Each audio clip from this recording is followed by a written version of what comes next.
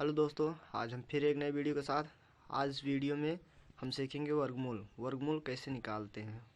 आज इस वीडियो के माध्यम से हम बहुत ही सरल आसान ट्रिक से और बहुत ही बेसिक से आज हम सीखेंगे। और पहले कुछ क्वेश्चन हल कर लेते हैं। अगर आप वीडियो पे नए हो तो लाइक एंड सब्सक्राइब जरूर कर ले भाई। और हम क्वेश्चन पे चलते हैं। तो हमने क्वेश्चन लिख लिया। अब 3 का वर्गमूल बहुत से भाई को आता है, ऐसा बात नहीं है, लेकिन जिनको नहीं आता है उनके लिए हम बता रहे हैं। इसका वर्गमूल निकालना है तो इसको ऐसे भी लिख सकते हैं, 3 गुणे 3। अब जब 3 गुणे 3 है तो इनका एक ग्रुप बन गया है, तो इनको इनमें से एक बाहर ले लेंगे। जो बाहर ले लेंगे वही आपका वर्गमूल निकल जाएगा।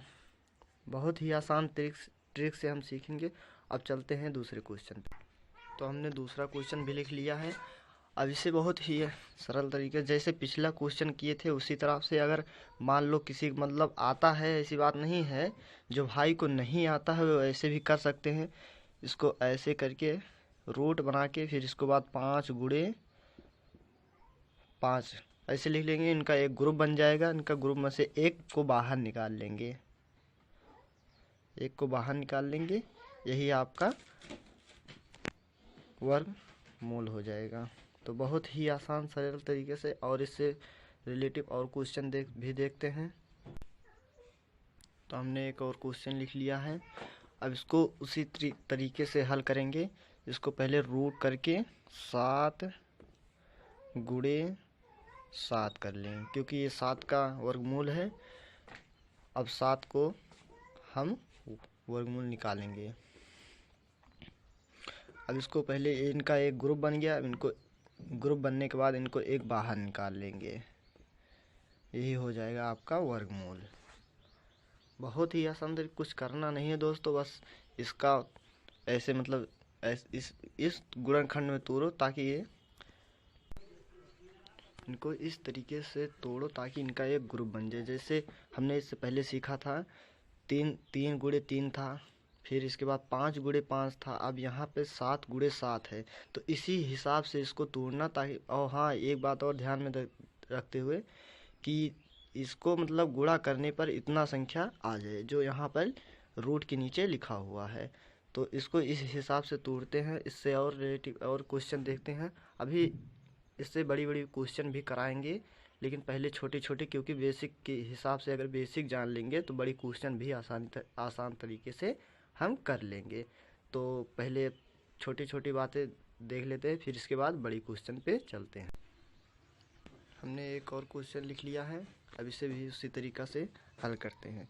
अब इसको इस तरीक़ा से तोड़ेंगे कि ताकि उनका गुणा करने पर 81 आ जाए। तो पहले रूट कर लेते हैं। रूट के अंदर 9 गुणे 9, 9 9 81 होता है। अब इनको देखो, यहाँ पर वही अंक से वही अंक गुणा करना है ताकि इतना संख्या आ जाए, इस हिसाब से तोड़ना है।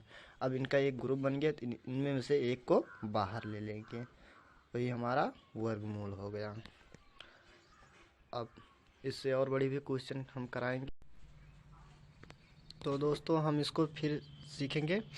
पहले हम इसको देख लेते हैं 9 किस संख्या में आता है।